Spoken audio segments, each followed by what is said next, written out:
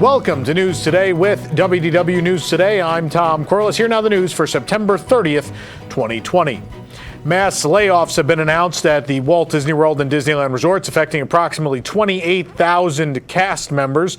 Disney states that the prolonged impact of the COVID-19 pandemic on their business, exacerbated by the extended closure of the Disneyland resort, ultimately led to this decision. Disney Parks Chairman Josh D'Amaro made the following statement, quote, "In light of the prolonged impact on our business, including limited capacity due to physical distancing requirements and the continued uncertainty regarding the duration of the pandemic, exacerbated in California by the state's unwillingness to lift restrictions that would allow Disneyland to reopen, we have made the very difficult decision to begin the process of reducing our workforce at our parks, experience, and products segment at all levels, having kept non-working cast members on furlough since April while paying health care benefits. Approximately 28,000 domestic employees will be affected, of which about 67% are part-time. We're talking with impacted employees as well as the unions on next steps for union-represented cast members. Over the past several months, we've been forced to make a number of necessary adjustments to our business, and as difficult as this decision is today, we believe that the steps we are taking will enable us to emerge a more effective and efficient corporation when we return to normal. Our cast members have always been key to our success, playing a valued and important role in delivering a world-class experience, and we look forward to providing opportunities where we can for them to return. Layoffs will impact executive, salaried, and hourly roles. The company declined to break down the layoffs by individual resort locations. This is obviously terrible news. And I really don't agree with the exacerbated by California thing, because if you've been yelling for several months now that you are ready to open, you obviously are not letting go of anyone you absolutely need in California, right? If you claim that if the government gave you, if the government told you tomorrow you could open, that you would be ready, obviously those people are ready to go. And the people that you're letting go are people that you've deemed unnecessary. I truly believe we had heard rumors of these cuts well before the California reopening was delayed, and certainly delayed to this extent. So the fact that Disney is blaming California is kind of nonsense. Like, yeah, that's not a good situation for the cast of Disneyland Resort, but these cuts were going to happen regardless. It's a sad day and a sad moment, and you know, it's a publicly traded company, so I understand they have certain numbers they have to hit to make shareholders happy and to not, collapse on the stock market. I get that. At the same time, it just feels kind of sleazy, kind of dirty, and but it is. I guess it is what it is.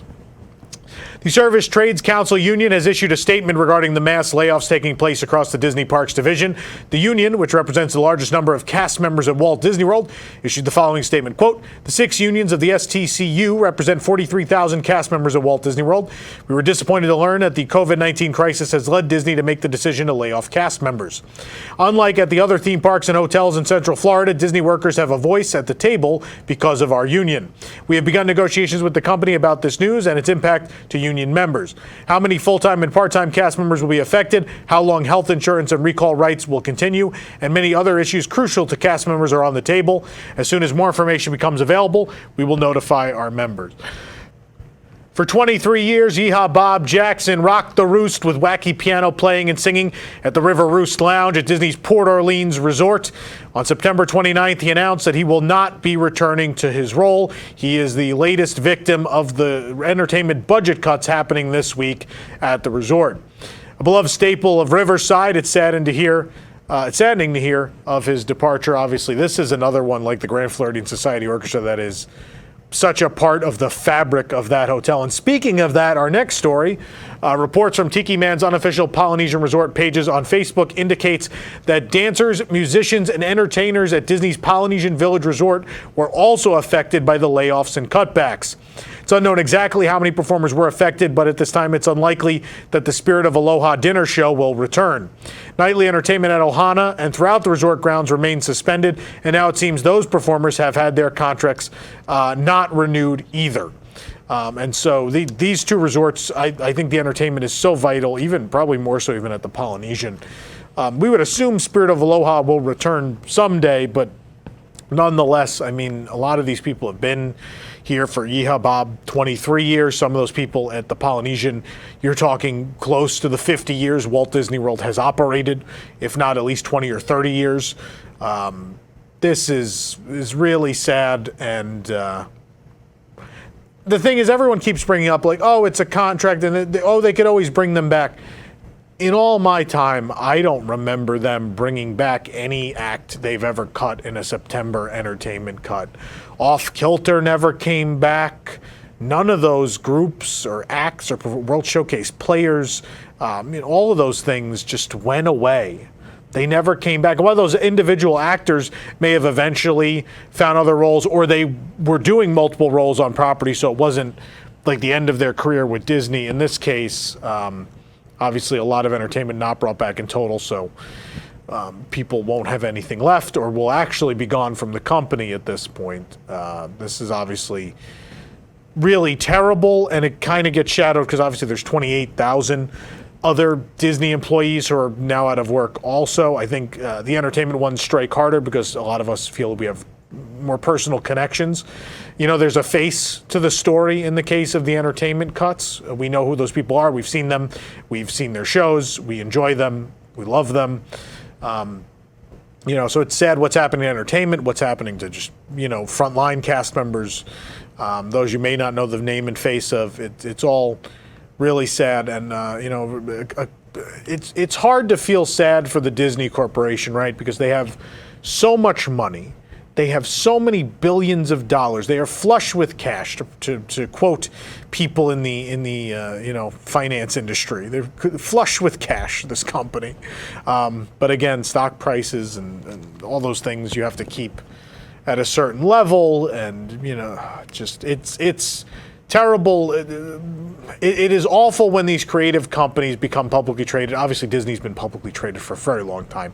But you see the change in culture in these creative companies when they do go public and are passed down through the generations. It's sad because you always feel like this is not a thing that would have happened, 40 years ago in this company. They would have fought to hold on to people, right? I don't know. Many cast members still on furlough. Yet another wave is thankfully returning to work. Some good news. Recreation cast members have been recalled and will be returning to their posts starting October 3rd. Select Recreation has already returned at Walt Disney World, but this will open a host of other activities. One of the activities we know will be returning is fishing. Fishing excursions are regularly available at the following Walt Disney World Resort hotels: Fort Wilderness Resort and Campground, Caribbean Beach, the Contemporary, Old Key West, the Polynesian Village, Port Orleans Riverside, Wilderness Lodge, and the Yacht Club Resort, of course, based on if those are open. Guests can choose from 2-hour and 4-hour excursions and may possibly be able to add extra hour in person depending on availability. Guests can call 407-WDW-BASS or 939-2277 to book an excursion, but they're back. With the changes to visiting Walt Disney World, annual passes have not been available to purchase. Pre-existing annual pass holders have been able to renew their passes or cancel them, but not purchase new passes outright. But now Walt Disney World is allowing some previous annual pass holders to purchase a new pass. The offer is only available to annual pass holders whose passes were canceled or expired after March 16th, when Walt Disney World first closed. If you qualify and wish to purchase a new pass, you can call the annual pass holder support line at 407-WDW-PASS. You can also visit a guest relations location at Walt Disney World. Cast members will determine a guest's eligibility for purchasing a new pass on a case-by-case basis. Work has now begun on the transformation of the Magic Kingdom Toll Plaza to celebrate the park's 50th anniversary. When we returned to the Magic Kingdom on a recent visit, workers had already made significant progress on the plaza. The refurbishment is scheduled to take place over 8 weeks. 3 lanes have been closed off for the first step of repainting. The roof of the plaza is closed off. The roof of the plaza in the closed-off section has already been repainted as a dark royal blue. The arch above the W has also been painted royal blue, with the original color was gold. This is our first look at the future coloring of the plaza, though there is still a lot more to go. And today they started coloring some of the lettering in gold. Gold, of course, it's golden anniversary, your 50th.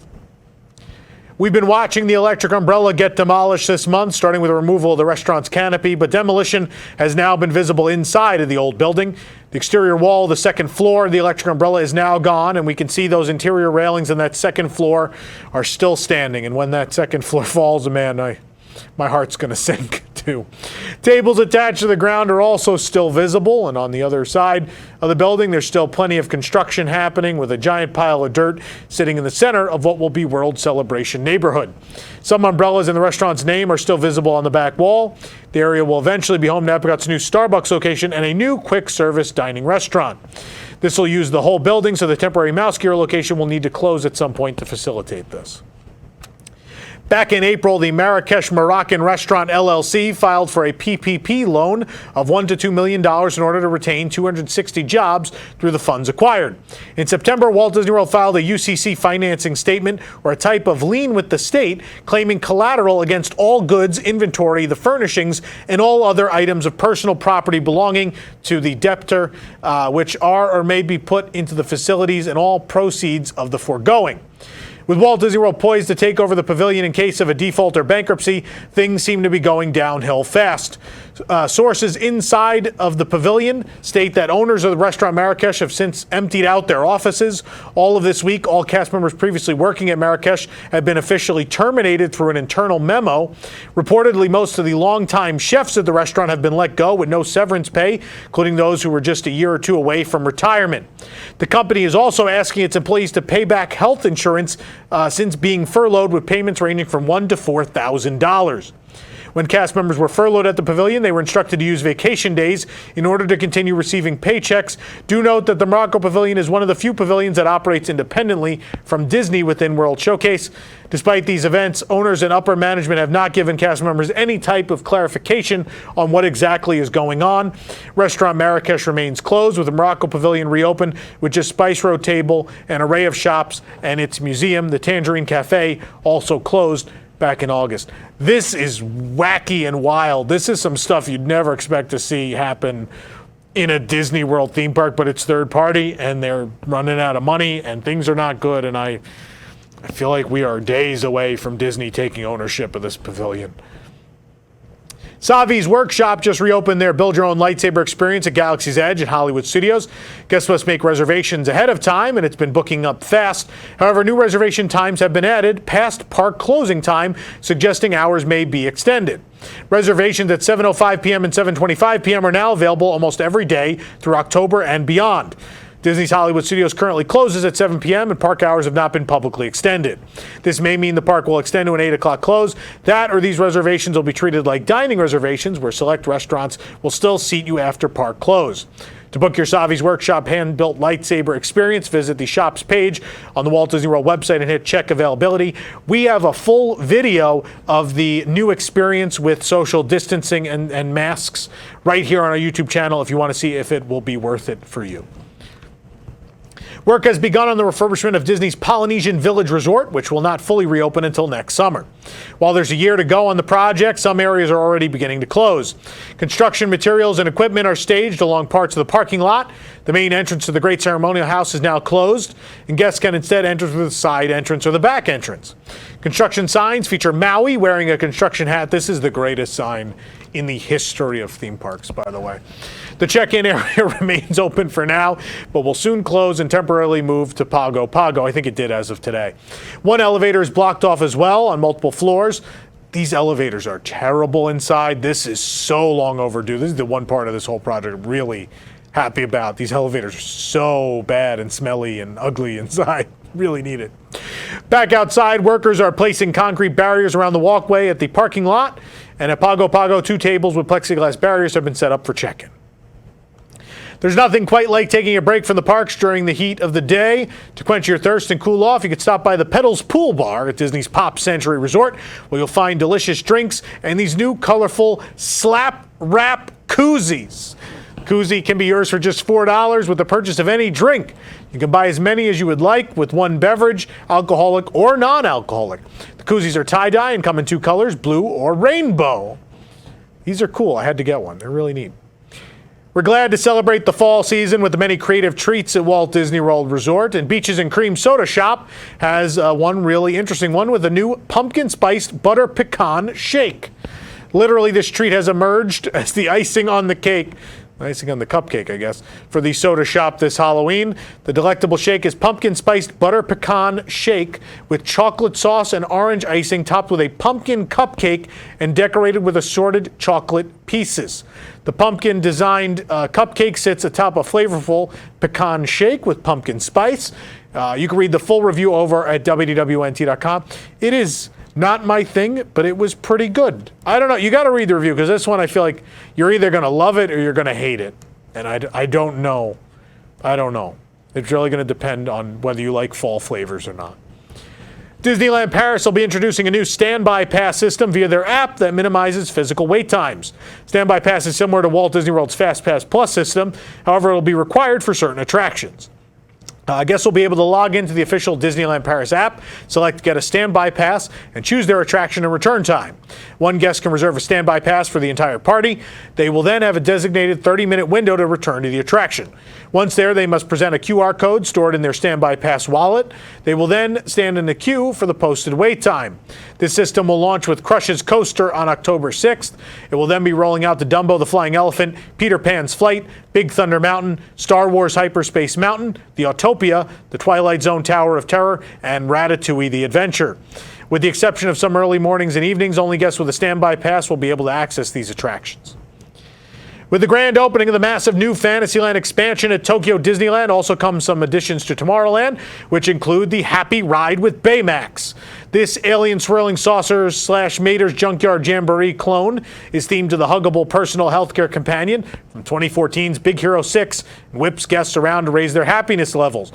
Now you can take a tour of the queue and a POV ride of the attraction right here on our YouTube channel.